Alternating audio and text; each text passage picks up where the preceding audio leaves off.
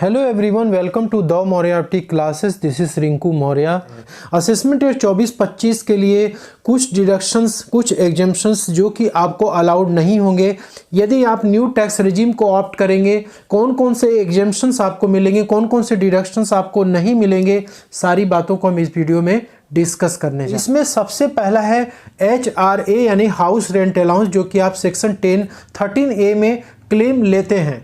Old tax regime यदि आप file करते थे तो वहाँ पे आपका जो एम्प्लॉयर है वो HRA का एग्जम्पशंस क्लेम करा देता था। आपके फॉर्म 16 में वो सारा अलाउंसेस आपको दिखता था, लेकिन न्यू टैक्स रिजीम में आप HRA का एग्जम्पशंस बिल्कुल भी नहीं क्लेम कर पाएंगे। वैसे यह है सेकेंड पे लीव ट्रेवल अलाउंस, जो भी आपको ओल्ड टैक्स रिजीम में लीव ट्रेवल अलाउंस मिलता था तो उसके लिए आपको एग्जम्पशंस अलाउ हो जाते थे, लेकिन न्यू टैक्स रिजीम में असेसमेंट ईयर 24-25 में आपको अलाउंसेस का डिडक्शंस नहीं मिलने वाला है। वैसे ही इंटरटेनमेंट अलाउंस, पहले आप सैलरी इनकम में इंटरटेनमेंट अलाउंस को आप ऐड करते हैं, और यदि आप गवर्नमेंट एम्प्लॉई हैं तो आपको मैक्सिमम 5,000 रुपये तक का आपको एग्जम्पशन मिल जाता था जब आप सैलरी की इनकम कैलकुलेट करते थे तब।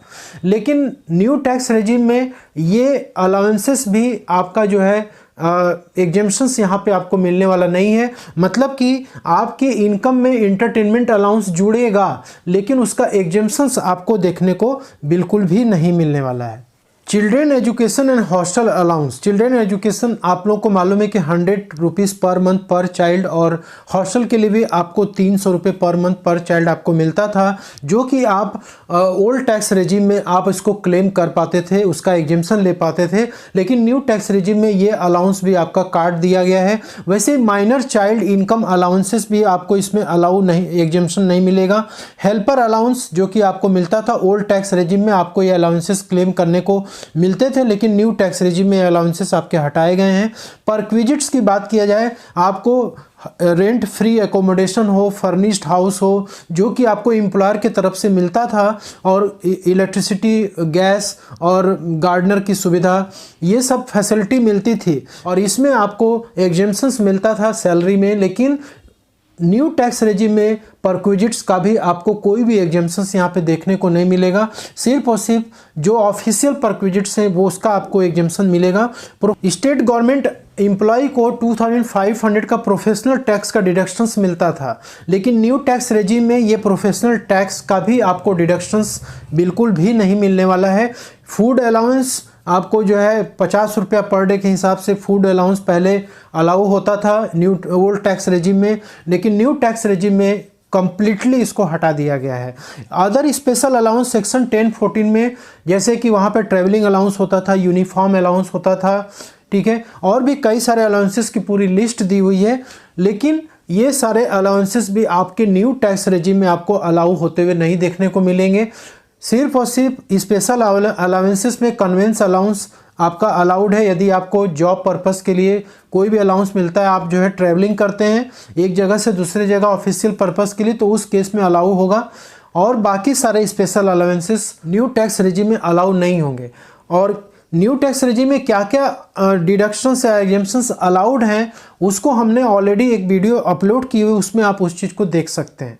तो एग्जम्पशंस की बात हमने कर ली कि आपको क्या क्या एग्जम्पशंस न्यू टैक्स रिजीम में देखने को नहीं मिलेंगे। अब आते हैं इंपॉर्टेंट पार्ट, डिडक्शंस का पार्ट, क्योंकि ये डिडक्शंस चाहे सैलरीड एम्प्लॉय हो चाहे नॉन सैलरी एम्प्लॉय हो, सभी के लिए फ़ायदेमंद होता है, क्योंकि ये आपकी टोटल इनकम को कम कर देता है और आपकी टैक्स जो है वहाँ पे कम आ जाती है, इवन टैक्स नील भी हो जाती है, ठीक है। सबसे पहला है सेक्शन 80 TTA और 80 TTB का डिडक्शन।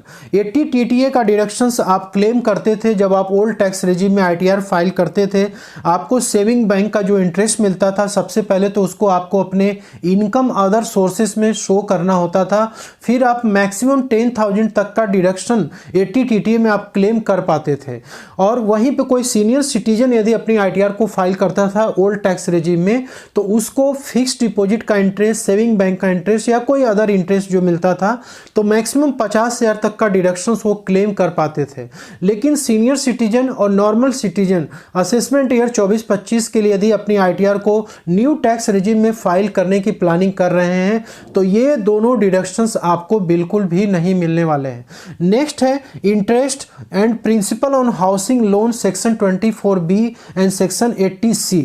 पहले क्या होता था कि आप अपने घर को बनाने के लिए जो लोन लेते थे उस पे जो आप इंटरेस्ट पे करते थे और जो प्रिंसिपल पेमेंट करते थे, दोनों का डिडक्शन आपको मिलता था। इंटरेस्ट का डिडक्शन आप सेक्शन 24B में क्लेम कर पाते थे और जो प्रिंसिपल होता था उसको आप 80C में क्लेम कर पाते थे, जिसका कि मैक्सिमम अमाउंट 1.5 लाख रुपए तक हुआ करता था। अब वो प्रॉपर्टी आपकी चाहे सेल्फ ऑक्युपाइड होती थी या वैकेंट होती थी या फिर आप लेट आउट करते थे, डिडक्शन आपको हर एक केस में मिलता था। लेकिन न्यू टैक्स रेजिम में यदि वो प्रॉपर्टी आप अपने इस्तेमाल के लिए ला रहे हैं और उसका आप इंटरेस्ट पे कर रहे हैं, तो ऐसे केस में आपको 24B में कोई भी डिडक्शन नहीं मिलेगा और ना ही आपको प्रिंसिपल अमाउंट का डिडक्शन 80C में जो मिलता था वो भी नहीं मिलेगा। तो मिलेगा किसको? जो लोग अपने घर को किराए पे चढ़ाए हुए हैं, यदि उन्होंने लोन लेके यदि अपना घर बनाया हुआ है तो उसका इंटरेस्ट वो सेक्शन 24B में क्लेम कर पाएंगे। इसके अलावा section 80C, 80CCC, 80CCD, 80C में ओल्ड टैक्स रेजिम में आप LIC का प्रीमियम हो गया, उसके बाद सुकन्या समृद्धि हो गया, ELSS म्यूचुअल फंड हो गया, PPF हो गया, ऐसे कई सारे डिडक्शंस आप 80C में क्लेम करते थे। लेकिन आप न्यू टैक्स रेजिम में आएंगे तो ये आप क्लेम नहीं कर पाएंगे। 80CCC में आपका कंट्रीब्यूशन यदि नेशनल पेंशन फंड में होता था तो आप क्लेम ले पाते थे। वैसे 80CCD में भी नेशनल पेंशन स्कीम में जो कंट्रीब्यूशन होता है उसका आप क्लेम ले पाते थे, तो आपको एक्स्ट्रा यहाँ 50,000 रुपये तक का डिडक्शन मिल जाता था।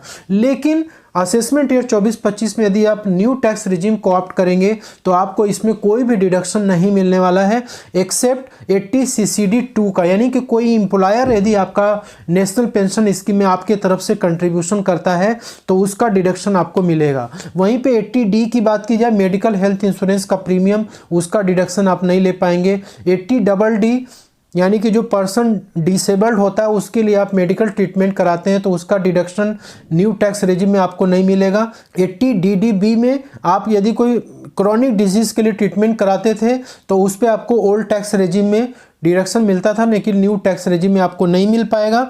वैसे 80E में एजुकेशन लोन का डिडक्शन, 80EE में इंटरेस्ट ऑन हाउसिंग लोन जो कि एक स्पेशल कैटेगरी का होता था कि यदि आप फाइनेंशियल ईयर 1 अप्रैल 2016 से लेकर 17 के बीच में यदि आपने कोई लोन ले रखा था रेजिडेंशियल हाउस प्रॉपर्टी के लिए तो उस पर आपको यहाँ पे डिडक्शन 80E में मिलता, 80EE में। और 80EE interest on affordable housing loan, 80G donation to charitable trust या फिर कोई यूनिवर्सिटी जो भी है आपका डोनेशन, तो उस पर आपको ये सारे जो सेक्शंस हैं चैप्टर 6A में आते हैं और आपको न्यू टैक्स रेजिम में इसमें कोई भी डिडक्शन क्लेम करने को नहीं मिलेगा। वैसे ही कोई पॉलिटिकल पार्टीज है, यदि आप उसको डोनेशन देते थे पहले तो ओल्ड टैक्स रेजिम में आप उसका क्लेम ले पाते थे, लेकिन न्यू टैक्स रेजिम में आप इसका क्लेम नहीं कर पाएंगे। तो दोस्तों ये एग्जेम्पशंस और ये डिडक्शंस ऐसे लोगों के लिए मायने रखता है जो कि ओल्ड टैक्स रेजिम को छोड़कर न्यू टैक्स रेजिम में जाना चाहते हैं, क्योंकि उनको पता होना चाहिए